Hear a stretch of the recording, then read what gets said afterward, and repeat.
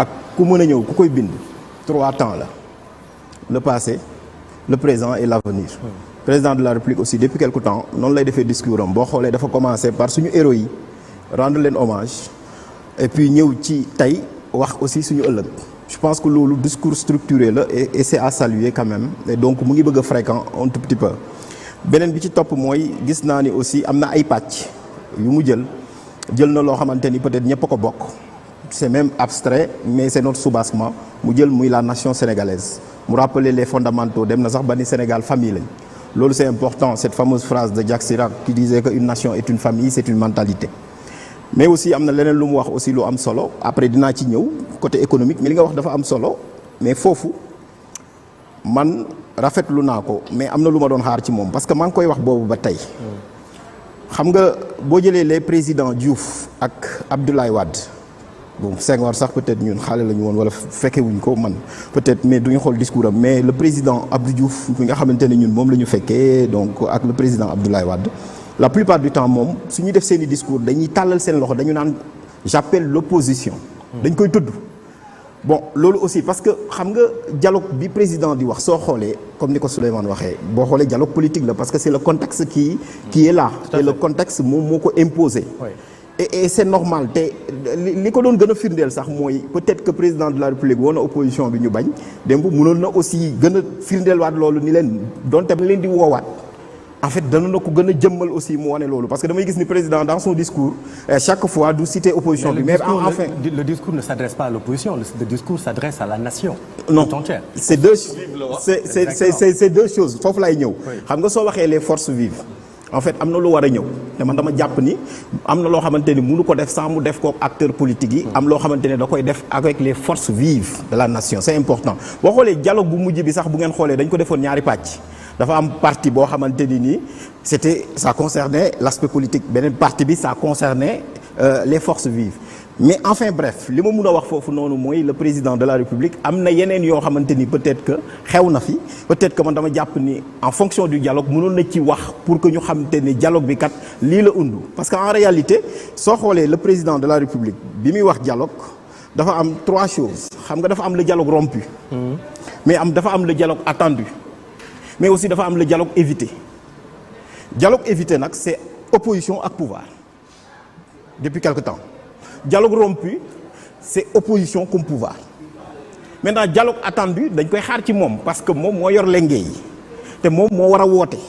mais aussi dañuy xaar opposition bi aussi wuyu foofu laay wax c'est-à-dire que tey mun nañu wax l'aspect les forces vives de la nation cette fameuse phrase du général de Gaulle ñun dañ ko bëgg en Afrique mais suñuy wax force vive am na solo trop mais li gën a am solo li ñu jëmmal mooy l'élection présidentielle du 25 février 2024 nga xamante ni en réalité échec ni la tey Sénégal moom wax na ko dañu nekk dans un cercle de feu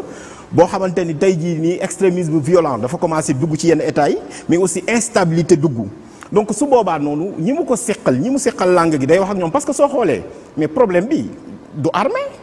problème bi ce n'est pas le peuple sénégalais mais problème bi c'est entre les acteurs politiques et donc les forces vives maintenant mun nañ ci dugal maintenant les acteurs sociaux les syndicats etc man li ma gëm mooy président de la République cette volonté affichée maanaam daf ko war a gën a firndeel parce que xam nga la moo tax. mais gën a firndeel comme nan après avoir. xam nga invité opposition bi pour ñu ñëw ci défilé bi l'opposition décline aujourd'hui dégg nga li mu wax ci discours am yow leneen la. concrètement loolu sax dama ciy kontaan. xam nga président de la République ñaari yoon lii daal na ko le président Abdoulaye Wade dañ ko invité sommet francophonie dafa bañ. boo liiree ñaari lettres yi c'est la même chose daf ne ko woon mënuma accepter ngay tëj samay militants plus de 73 militants PDS dañ leen jàppoon tëj leen mënuma nangu nga ñëw ñu may tuumaal naan président Abdoulaye Wade dafa jël lii ci palais bi et cetera tey soo xoolee la même chose l'opposition beaucoup de ses membres y compris le parti PASTEF sont dans les prisons ce matin rek un médecin de Ousmane Sonko a été n'est-ce pas mis en garde à vue pour dire clairement que pour mu am dégel wala pour mu am détente moom président de la République moo war a def le premier geste mais bu fekkee ne opposition bi à chaque fois et boo jëlee la règle du précédent le président Abdoulaye Wade daf ni ko du ma ñëw sommet franc parce que li nga nekk di def lettre baa ngi fi c'est la même chose boo xoolee Yewwi Askan Wi tey loolu la ñu def donc président de la République côté boobu noonu moom moo war a xool naka lay def ba fédérer en réalité toutes les forces vives parce que moom il est un juge au-dessus des partis loolu dañ koy fàtte dama ni cette incongruité boobu noonu ñu jël président de la République def ko chef de parti wala mu mun a mekk chef de coalition moo ñu indi lii mais su wootee même si ça ne date pas d'aujourd'hui hein. Oui mais le président Diouf quand il partait quand même donc il n'était plus chef de parti hein dafa génnoon le président Abdoulaye Wade da ko indiwaat mais li ma mun a wax tey foofu ma daaneel mooy en réalité un dialogue dañ koy saluer man depuis quelque temps nit ñi dégg nañ ma may wax ni il faut que les gens discutent mais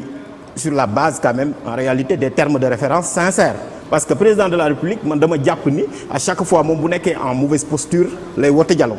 mais à chaque fois bu fekkee ne moom dafa taxawee benn donc posture bi wala opposition bi nekk ci jafe-jafe wala même donc yenn donc secteur de la vie nga xamante ni c'est bouillonnant dafay toog di seetaan